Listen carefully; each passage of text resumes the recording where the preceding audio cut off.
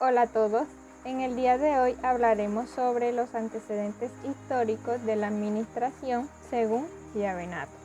Mi grupo de presentación está conformado por Karen Sánchez Padilla, Alice Arias Murillo, Juan Luis Vergara Noriega, Katy Terán, Eduard Pérez Luna y mi persona Carolina Lowe.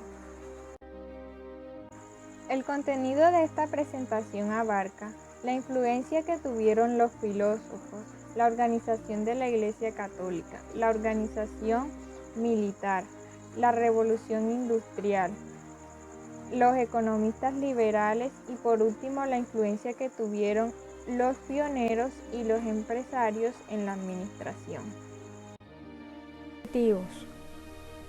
Primero, mostrar la preocupación de la administración desde la antigüedad hasta el siglo XX. Segundo, señalar la influencia de los filósofos, de la organización eclesiástica, de la militar y de los economistas liberales en el pensamiento administrativo y en las formas de organización existentes en el pasado. Tercero, mostrar la influencia de la revolución industrial y la forma en que preparó el terreno para los primeros intentos de crear una ciencia de la administración. Cuarto y último, mostrar la influencia de los pioneros industriales y de los emprendedores cuyos esfuerzos individuales crearon las grandes empresas modernas. Ahora hablaremos acerca del origen de la administración. Bueno, la administración se desarrolló muy lentamente. Sin embargo, a partir del siglo XX fue que empezó a surgir y a desarrollarse en gran manera, pues causando que surgieran nuevas innovaciones. Bueno, a mediados del siglo XIX pues la sociedad era muy diferente y pues las organizaciones eran muy pocas y muy pequeñas. Sin embargo, resaltaban las oficinas pequeñas, el artesano independiente, las pequeñas escuelas, los profesores independientes, el agricultor, la tienda de la esquina o bien sea el almacén de la esquina, etc. Aunque siempre ha existido el trabajo, las organizaciones y su administración fue algo que surgió hace muy poco tiempo. Desde la antigüedad, la administración ha recibido una influencia de la filosofía. El filósofo griego Sócrates, en su discusión con Nicómaco, expone su punto de vista sobre la administración como una habilidad personal separada del conocimiento técnico y de la experiencia. Platón, filósofo griego, discípulo de Sócrates, analizó los problemas políticos y sociales derivados del desarrollo sociocultural del pueblo griego. En su obra La República expone la forma democrática de gobierno y de administración de los negocios públicos. Aristóteles, discípulo de Platón, en el libro Política, que versa sobre la organización del Estado, distingue las tres formas de administración pública.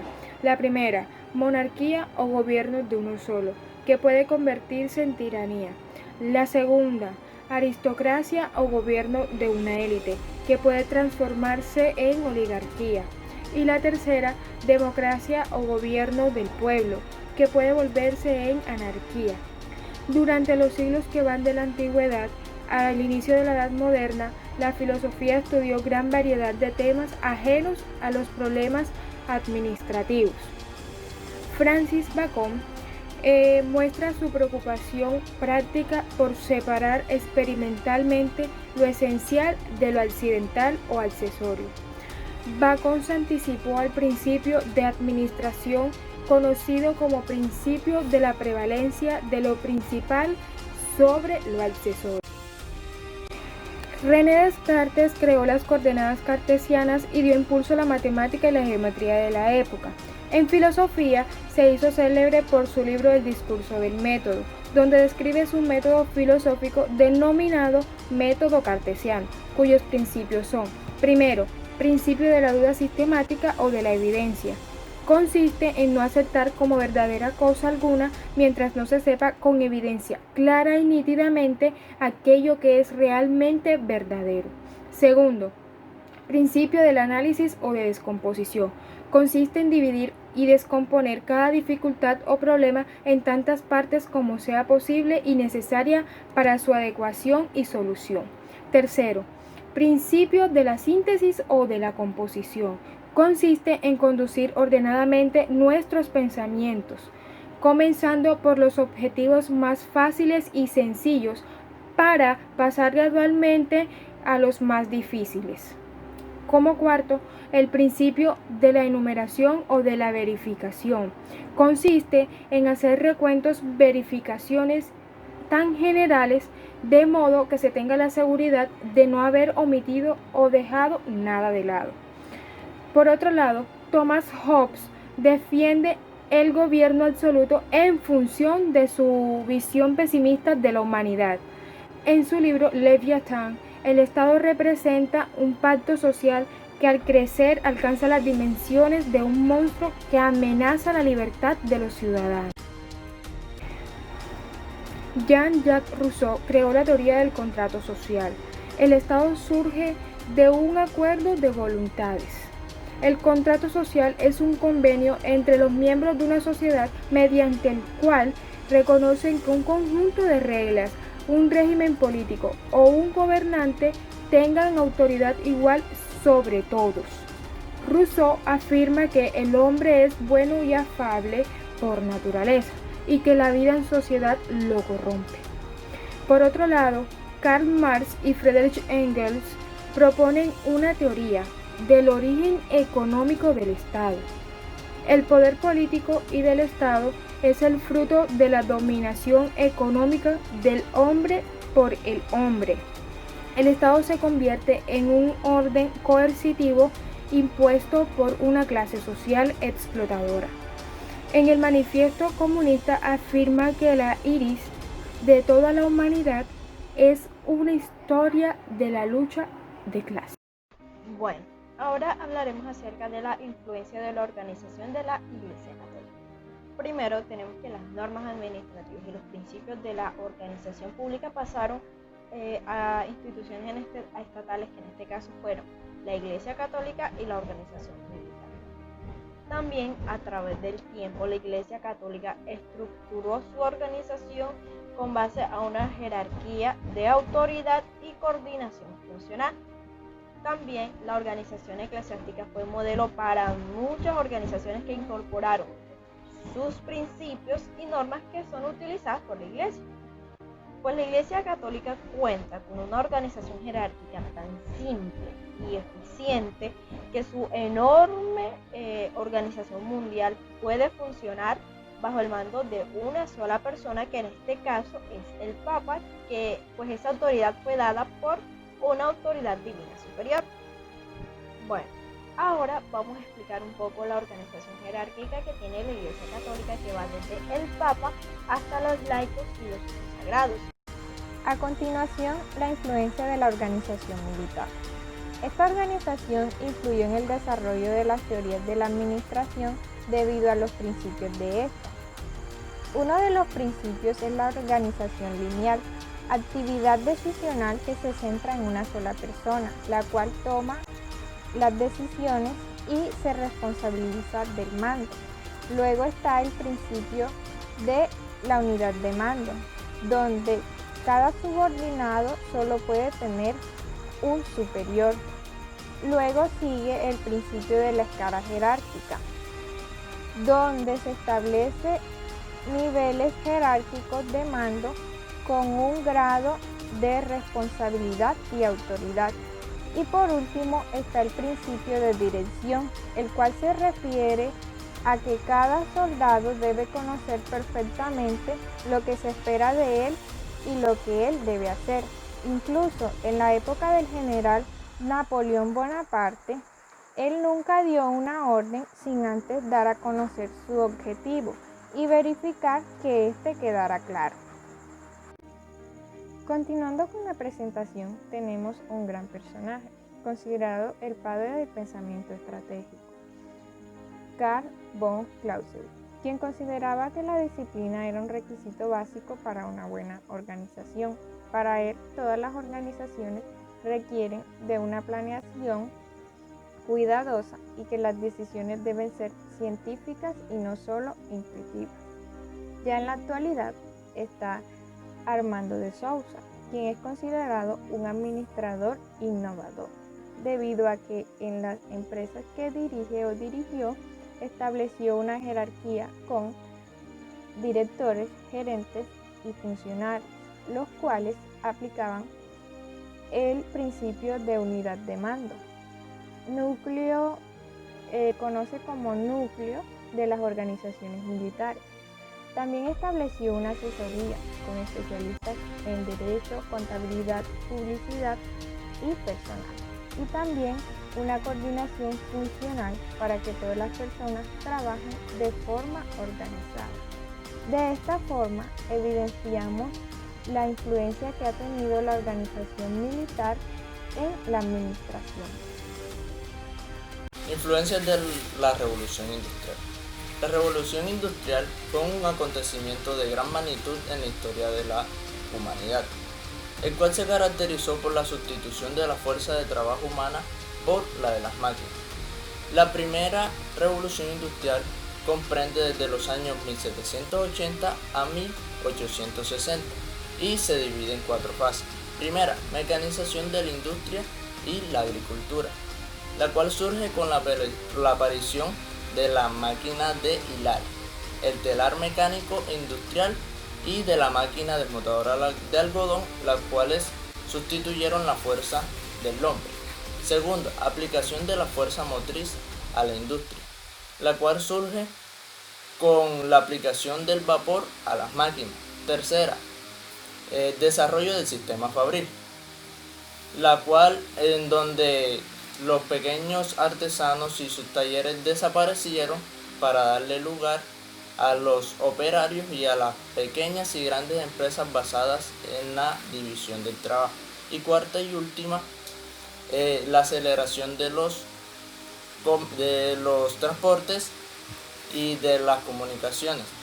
En esta fase se logró desarrollar o perfeccionar el sistema de locomoción a vapor. Aparecieron las primeras vías férreas y a partir de esto se desarrollaron con más rapidez otros medios de comunicación. A partir de 1860, la Revolución Industrial entró en una nueva fase. A esta fase se le denominó Segunda Revolución Industrial. Esta comprende desde los años de 1860 hasta 1914 y se caracteriza por 3 importantes acontecimientos. Estos fueron: primero, la aparición del acero; segundo, el perfeccionamiento del dinamo; y tercero, la invención del motor de combustión interna. Sin embargo, a partir de estos acontecimientos hubieron otros acontecimientos de gran importancia.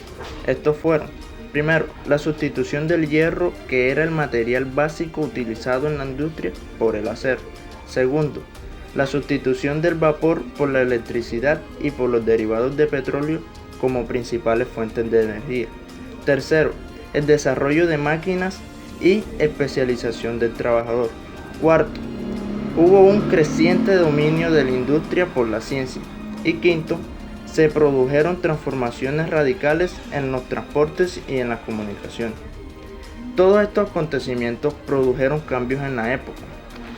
Algunos de estos cambios fueron: el surgimiento de fábricas y empresas industriales, el crecimiento de las ciudades y el aumento de la necesidad de la administración pública, la sustitución del artesano por el operario especializado. También aparecieron los sindicatos como organización proletaria a partir del siglo XIX. Hubieron las primeras experiencias sobre administración. Por todo esto, con el paso del tiempo, se consolidó la administración como área del conocimiento. Todas estas nuevas tecnologías que surgieron y fueron empleadas para la fabricación y el funcionamiento de máquinas hicieron que la administración y la gerencia pasaran a ser el mayor preocupación de los propietarios. Bueno, partiendo con el tema de la influencia de los economistas liberales, a partir del siglo XVII se desarrolló en Europa una gran cantidad de teorías económicas, centradas más que todo en la explicación de los fenómenos empresariales o los microeconómicos, y pues basado más que todo en un principio de datos empíricos, o sea, es decir, la simple experiencia corriente y en las tradiciones pues del comercio de esa época. A finales pues del siglo XVII, los economistas clásicos liberales consiguen una gran aceptación de sus teorías, cuyo punto máximo tiene lugar con el advenimiento pues, de la Revolución Francesa. Las ideas liberales surgen pues, del derecho natural, o sea, en el orden natural más perfecto. Los bienes naturales, sociales y económicos son inaliables y existe pues, una armonía preestablecida en toda la colectividad de individuos. Según eso, el liberalismo, la vida económica debería alejarse de eso.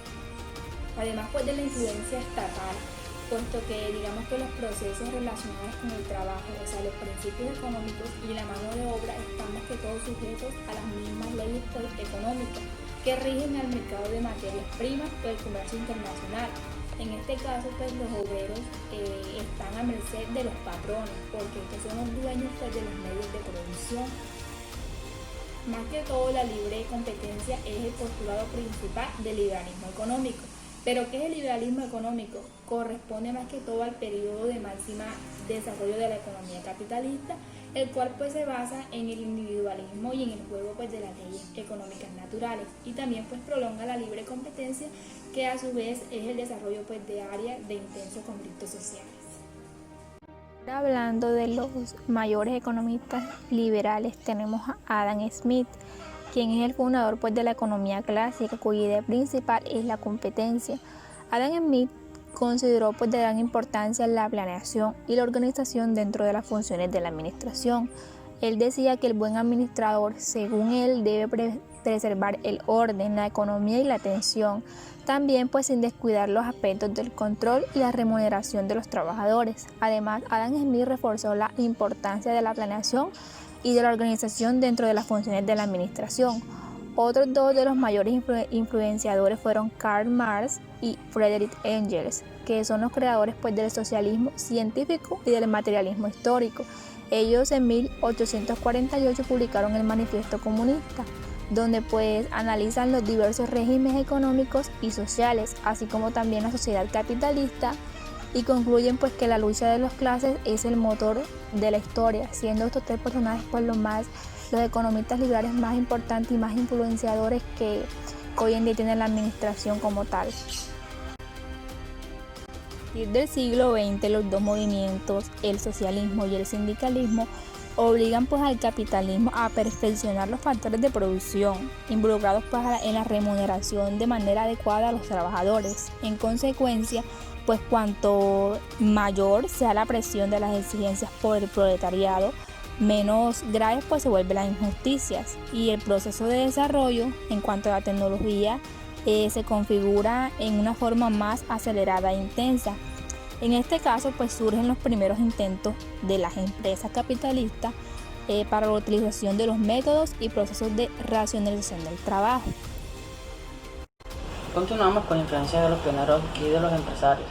Antes de 1850, pocas empresas tenían una estructura administrativa que requería los servicios administrativos de tiempo completo. Claro, pues en esa época las empresas eran un poco pequeñas y más que todo las conformaban eran las empresas familiares, que los mismos parientes se encargaban pues de llevar las actividades de la empresa. Algunas firmas en esa época, como la industria agropecuaria, como la textil, las constructoras, pues formaban parte de un contexto principal rural que desconocían de la administración.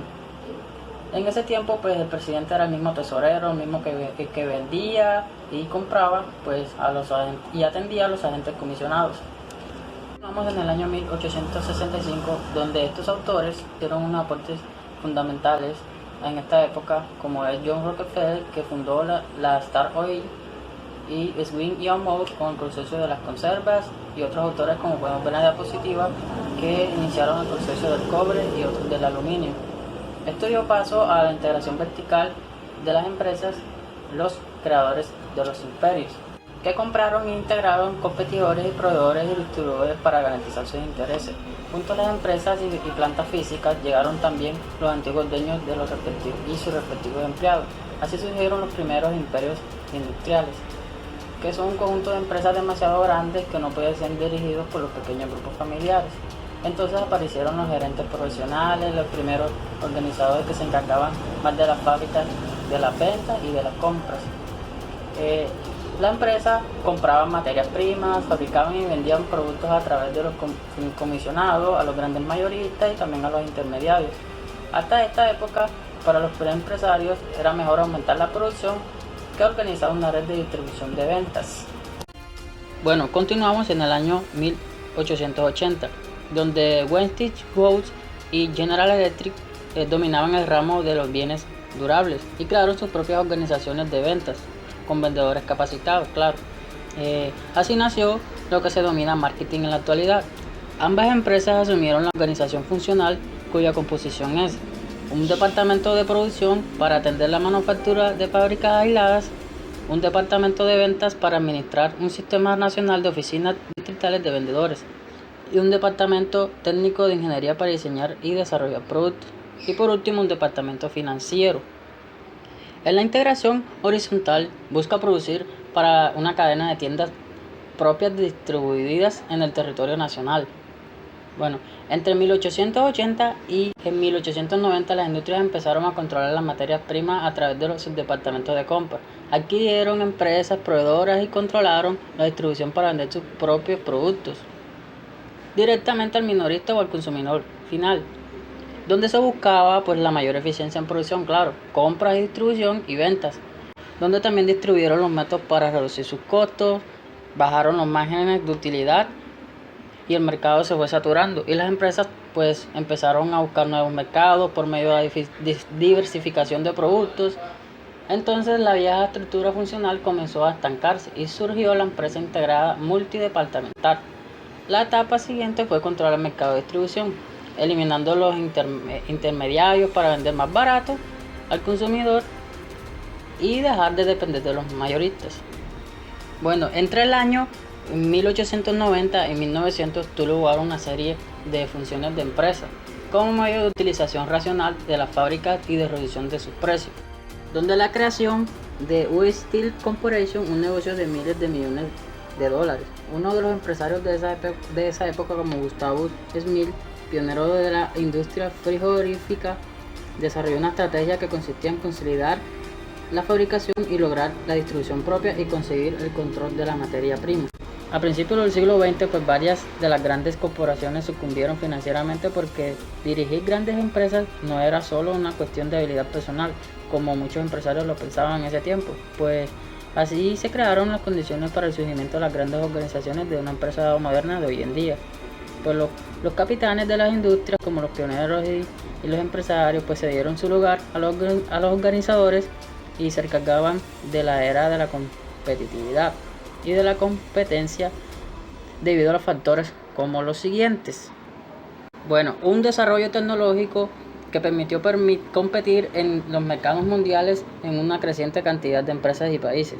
El libre comercio, la transformación de los mercados vendedores en mercados compradores, aumento de la capacidad de inversión capital y aumento de los niveles del punto de equilibrio. También tenemos la rapidez de ritmo de cambio tecnológico que vuelve obsoleto un producto o se reduce drásticamente sus costos de producción en un poco tiempo determinado. Y también por último tenemos el crecimiento de los negocios y de las empresas.